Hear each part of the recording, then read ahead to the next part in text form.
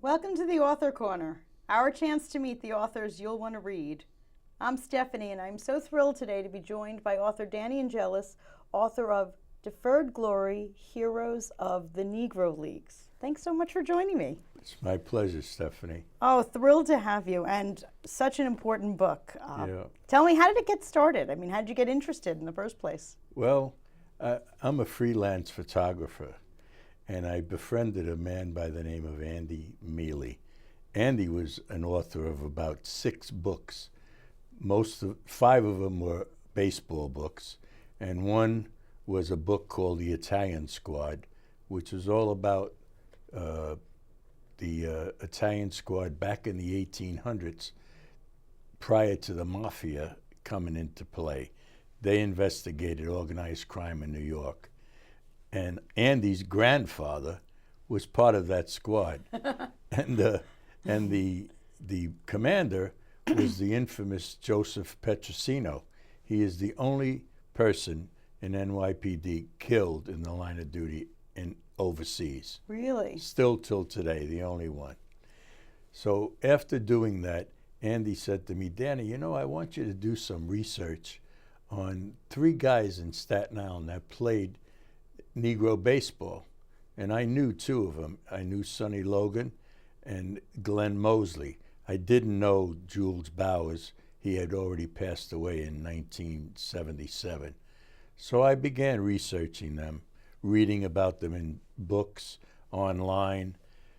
And as I was researching it, I called Andy up and I said to him, I'm almost finished with the book, with the research. What do you want to do with it? Andy wrote in the Staten Island Advance a memories column. Okay. And that's what he was going to do. Individually put each one of those men in his column. Unfortunately, I get a phone call from his daughter that Andy went to the hospital. Oh. And I call him up, and he didn't sound good. But he said, I'm only here till the weekend. I'll be coming home. But it was the pandemic already started. So he said to me, take the research papers, put them in an envelope, and leave them in my mailbox. I don't want to come in contact with you because of the pandemic. He said, but while you're doing that, he says, I want you to do some research on these 35 black Negro baseball players that were inducted into the Hall of Fame. So I said, okay, I'll do it. So I drop off the papers, and it's August 6th. And I called him at night. I said, you got the papers? Yeah, I got them. I'm reading them. He says, you did a good job. I said, thank you. Well, the next morning, I get a phone call from Andy's daughter, Christine, that Andy went back in the hospital. Oh, no. So she said, Danny, give him a call. He said, he's down in the dumps. So I called him. Boy, was he down in the dumps. Oh, man. I didn't stay on the phone long, Stephanie, because I could tell he wasn't the old Andy. He says, I'm going to be home tomorrow. Don't worry. He says, we'll talk about your research project with those 35 guys. Well, August 8th came, and I get a phone call from Christine that he passed away in the hospital. So I was devastated. I went to Andy's wake, and I went to his funeral. And days would go by, and all of it, and it bothered me. I said, I've read all these books, and what am I going to do with this? I said, I've never written a book before, but I'm going to try it. So that's how that book came about. Wow, and here it is for Andy. Yep, and I dedicated the book to my good friend Andy Mealy. Fantastic, fantastic. So, as a person who is not nearly as familiar with the Negro Leagues as you are, tell me about the history a little bit. When did they get started? When did they get integrated with, Well, they got started back in the early 1800s. Okay. And a lot of people think modern day time, Jackie Robinson was the first black to integrate Major League Baseball. Right. But he wasn't the first black to play Major League Baseball. Back then, before the color barrier came in, there were a few black guys that Really? played. Yep. Oh, I didn't know that. Some of them didn't look black. They Ah. passed for white. Right. But there was a guy, Fleet Walker, Okay. and his brother Wendell, who played 2 or 3 games in the major leagues. So in reading that, I said to myself, well, in reality, these guys were in the first blacks to play in the major leagues. Yes, it's true, but they didn't integrate the major leagues. Gotcha. And that's where the credit goes with Jackie. with Jackie Robinson. Right. Right. But these Negro Leagues, how many Negro Leagues were there? There was about 10. Okay. They had the National Negro League. They had the American Negro League. They had the Eastern Negro League, the Colored Negro League, and they played all over. Right. But I'm amazed that I don't know if I could have put up with what they went through. Tell me. Racial-wise, segregation was rampant with the Jim Crow laws in the South, especially. They would go down there and find out, well, the only way they're going to sleep in a hotel is if the hotel accepted only blacks. So there were whites on the team by then, and the whites stayed in the hotel, and these poor black guys either slept in the benches of the park that they played in, or went back and slept on the bus. And they were mistreated not only by the fans, by their own owners. Really? Because their owners didn't pay them, or they paid them minimum wage. So, but they withstood it all because they had the dream. They wanted to be major league ball players. Wow. And some of them were funny. You know, the stories they told. One story, Satchel Paige was a clown. Satchel Paige was a jokester. He told a story that Cool Papa Bell was another ball player. He said he can get into bed before the lights switch off. So one day, Bell was back at the house, the hotel, and he was tired, so he went to shut the light switch off. There was something wrong with the light switch. It was a hesitation. So he says, oh, I'm going to get even with old Satch. And he hit the light switch and jumped in bed, and the lights went out. So Satch comes back from wherever he was, and he says to him, Satch, he says, you know I'm the fastest man going, right? He says, you as fast as hell. He says, you know, Satch, I'm so fast that I could turn that light switch off, and before the lights go out, I'll be under the covers. Yeah, okay. So he did it. And Satch Paige couldn't believe it. And Cool Papa Bell laid there in bed laughing. And that's how that story got to be told. Yeah. But it was a true story. He did turn off the lights and get in before the lights went out. Nice. Yeah. And they had fun. They made fun, and then they traveled all over the Midwest and the West. And the guy who did that was Rube Foster. Okay. And he was considered the architect and the architect of the Negro League. And he actually integrated the Negro League because he took one of his teams, the Cuban X-Giants, and barnstormed throughout the country. Barnstorming meant you went from town to town playing other teams. Back then, whites would refuse to play against black teams, and whites refused to integrate to play. But Rube Foster, he changed all that. He went all around, and he had the Cuban X-Giants were a great team. And from his innovation with this barnstorming with them, caused other teams to do it. And they made their money that way. He came back home, he lived in Calvert, Texas. They had a big parade for him. Really? Yep. And he turned in to be an executive. Great pitcher, but he realized the money was in owning a team. And that's what he wound up doing.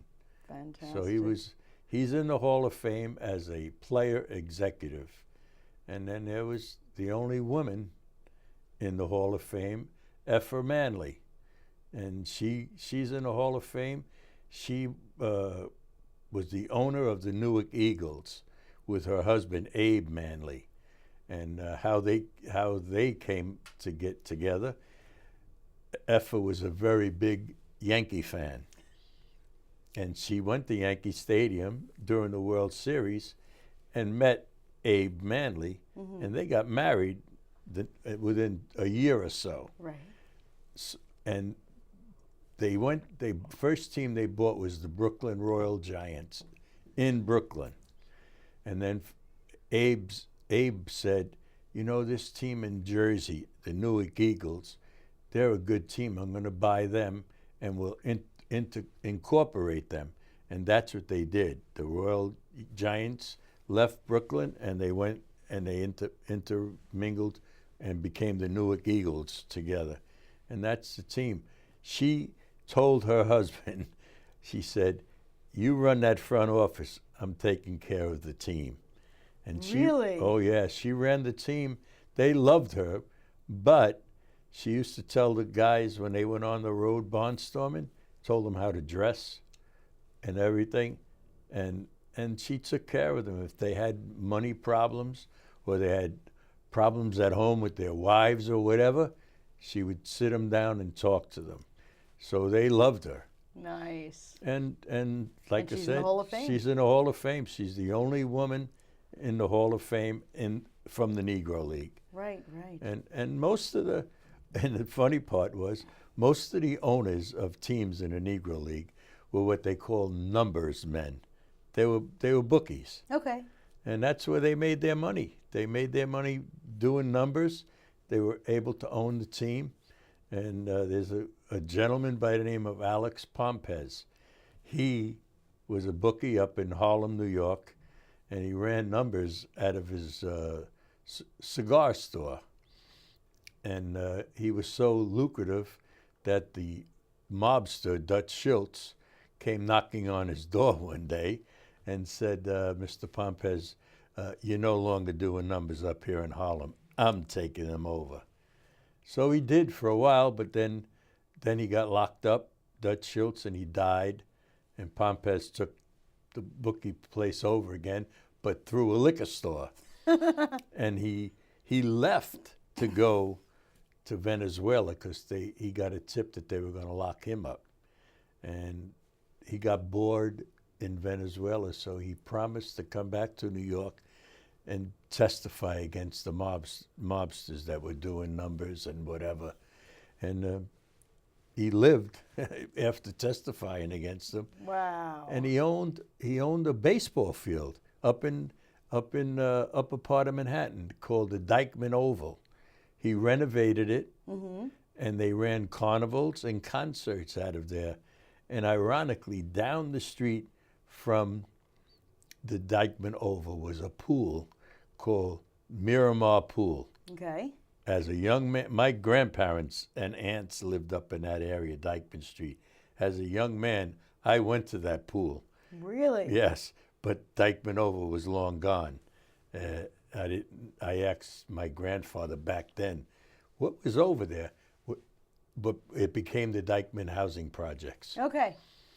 And that's part of That's part of the history. The history of the story there. And they had a good time. You know, you had to make the best of your time in the Negro League because your dream was to become a Major League Baseball player. Right, right. Now tell me a little bit about the chronology. When were they first admitted into the major leagues, and when were they first admitted into the Hall of Fame? 1947 is when Jackie Robinson was brought in by Branch Rickey. Okay. And then little by little, the Negroes from the Negro League, Roy Campanella, Larry Doby, Monty Irvin, they all came from the Negro League and were drafted into the major leagues. Okay. So the first person to get into the Hall of Fame was Satchel Paige in 1971. And then it took time 3 years, 4 years, but the greatest span was from 1993, I think, not until 2006. Really? Yep. Why is that? Well, my feeling is there's still prejudice Yeah. against them. In 2006 is the last entry from the Black League. They incorporated 17, Okay. and I'm saying to myself, from 1993 to 2006, why didn't you spread these 17? Right. Why do it all at once? That's Exactly. Now, it's now 2021. Right. No one has been inducted into the Hall of Fame since then. Since 2006. Nope. No blacks from the Negro League. Wow. A few months ago, they stated that anybody from 1920-something until 1948, they are now considered Major League Baseball players. So the entire Negro Leagues are considered major leagues? Yes. Gotcha. And there's quite a number of guys that are going to eliminate the records of some of the guys. Really? Tell me about that. One in particular is going to be is Josh Gibson. Josh Gibson, right now, before this happened, Ted Williams was the highest batting average from 1 year. Okay. 404, I think. Well, Josh Gibson hit 406. Really? So that was the end of That's the end of that, yeah. Ted Williams. Right now, if somebody said to me, well, who was the guy who hit the most batting average? Yeah. Josh Gibson. Look at that. So that's just this year that all of the Negro All Leagues... this happened, yeah. Yeah. Now, the Negro League, I don't know why they stopped at 50 rather, because the Negro Leagues actually went all the way up to 1966. Okay, so they were Yeah. running concurrently, even though they were now accepted Yeah. into the major leagues, Yep. they were still going. Yeah, and sporadically the crowds came. Okay, But back when the Negro League was in full bloom, right. they actually had an East-West Classic that they called. It was the equivalent of an all-star game. They outdrew the Major League. Really? For 20 years. And it was filled with black people and white people Right, too. right. They just enjoyed these guys playing. Right. And in one of the books I read, Shades of Glory, and also a book called Only the Ball Was White, and that was by Robert Peterson. And he brought into the fact that with race and the reason why the owners of the major league teams didn't want blacks in there. They were afraid of rioting. Oh. They were afraid that no whites would come to the ballpark because they didn't want to intermingle with blacks, and there was a few other things, and it made no sense. Right. One of the owners, Griffith, he was the owner of the Washington Senators at the time. He got a hold of Josh Gibson and Buck Leonard and asked them, would you want to play in the Major League? So he says, yeah, of course we'd love to play in the Major League. Now they're thinking this guy is going to get them in there. And he says to them, well, would you be able to hit the pitching in the Major League? So Buck Leonard said, yeah, we'll hit some, but some we're not going to hit. Yeah. So he said to them, he says, well, you colored boys ain't ready to get in the major leagues. And that was the end. Wow. Yeah, that's what he told them.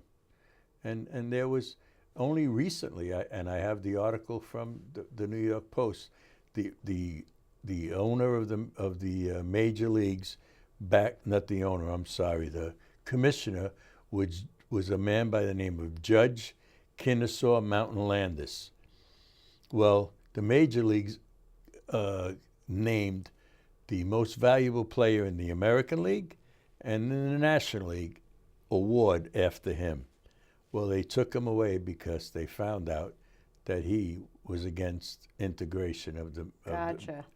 and that just happened. Yeah. No, I think I remember reading that Yes. recently too. And so that was it. It was an eye opener for me, Stephanie, I bet. and I enjoyed the reading process? Yeah, and I only last night I took the book Only the Ball Was White and started reading parts of it again, and you say to yourself, my God, I know because it's me, I'd be gone home a long time ago.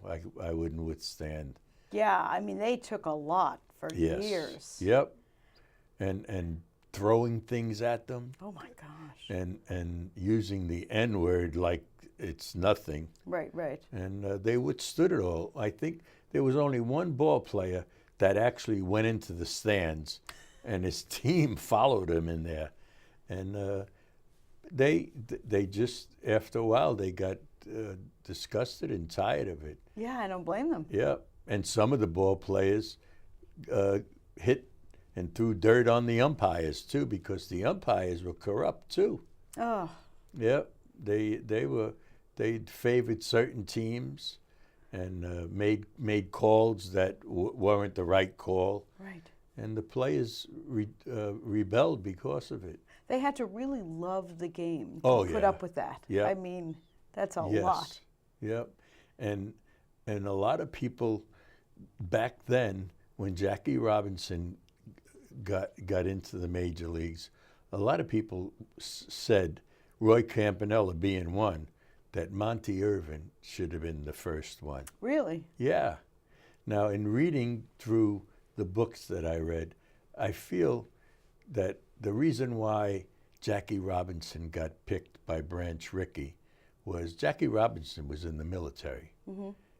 He was an officer, and I know because I was in the military, you learn to be disciplined. Yeah. And I think that's what saved Jackie Robinson to get picked, because Right. he put up with a lot when he got into the. You got to be the with first the one. I'm Dodgers. sure he put up Yeah. with so much. One story went, he showed up at Dodger Stadium in Ebbets Field, and I forget who the manager was, told him he was going to play first base. Well, they wouldn't give him the first baseman glove. He had no first baseman glove, so he went out on the field with a regular glove. Yep, these were his own players. His own players. And eventually, they got to change and like him and play with him. Right, right. But it took time. Yes, Monty Irvin, on the things I read, fantastic ball player, but he had a bad temper. Oh, so And that might that's- not have worked. Yeah, and he was young. He was 19 years old when he started playing in the Negro League. Right. It took until 1949 for him to get into the major leagues. Plus, he had 2 years of military. And when he got called up to the major leagues, he said, I'm not half the player that I was 19 years ago, and he was bitter about it when he was 19. Ooh. And he lost a lot when he was playing before he went into the service. He was a 400 hitter. Wow. When he came home, for the 3 years that he was gone, Yeah. he was only a 300 hitter. Yeah. And get he that. blames it on the military because he was overseas. Yeah. And going overseas, some of them were drafted from World War II and World War I, but those that were drafted in World War II, they went in because they were making more money going into the military Right. than they were playing ball. Problem was, when they got into the military, nothing changed Right. racially, because back then blacks were all together. They had no separate units. They weren't integrated. Right, right. They were in black units, and the only whites in that unit were the officers. So, and Buck O'Neill said he was overseas, and he said, if we captured a Jap, the Jap would be treated better than the black. Wow. And his commanding officer, he was in the Navy. Commanding officer called him one day and says to him, "Hey, Buck, you'll never believe what happened." So Buck O'Neill says, "Yeah, what happened?" He says, "Jackie Robinson is now going to be playing in the major leagues." He ran to find the intercom to the ship, and he made an announcement over the whole ship, Stephanie. And he commented, he said, there was more happiness and yelling and screaming than VJ Day. Yeah, yeah. That was the biggie. Yeah, but every one of the blacks that were in the military, they served proudly and with distinction. Yep. But they let it be known that there was no difference than home. Yeah. No, I get that. Yeah. I get that. And there's so much history here, you know. It's great that they're now recognized Yes. by the Hall of Fame. I'm sure, I mean, most of those players are probably gone. Oh yeah, they're all gone. I mean, out of those 35 that got in, that are inducted into the Hall of Fame, only 6 of them were alive to accept their award. The rest of them were already dead. Right. And when Jackie Robinson was admitted into the major leagues, most of them were either too old to play, or they were already dead too. Right. Exactly. So you know, it was a sad day. It's a sad day. But presently, right now, this year, it's their 100th anniversary, and if you turn on the TV, that's all you see about the black baseball player. They've even gone into the other sports. Being a big hockey enthusiast, there was the first black player to play in the National Hockey League. He's still alive. He's 84. Willie O'Ree. And they interviewed him. They were going to have his jersey hung. He played for the Boston Bruins. And I got to see him play when I was a young man in Madison Square Garden. And they were going to hang his jersey from the rafters. Right. But they postponed it because of the pandemic, and they're going to do it next year. And I said to my wife, Willie O'Ree may not be here next year. I know. Well, that's the thing. So that's the gamble you're taking. And he was willing to do that. Exactly. Well, with this being so timely, I'm thrilled that you're here with us to talk about it. For our viewers, Deferred Glory Heroes of the Negro Baseball Leagues. Learn all about it, find out the history, so when you see it in the news, you know what's going on. Thanks so much for joining us. My pleasure, Stephanie. We're just books up on a shelf. Try to understand this if you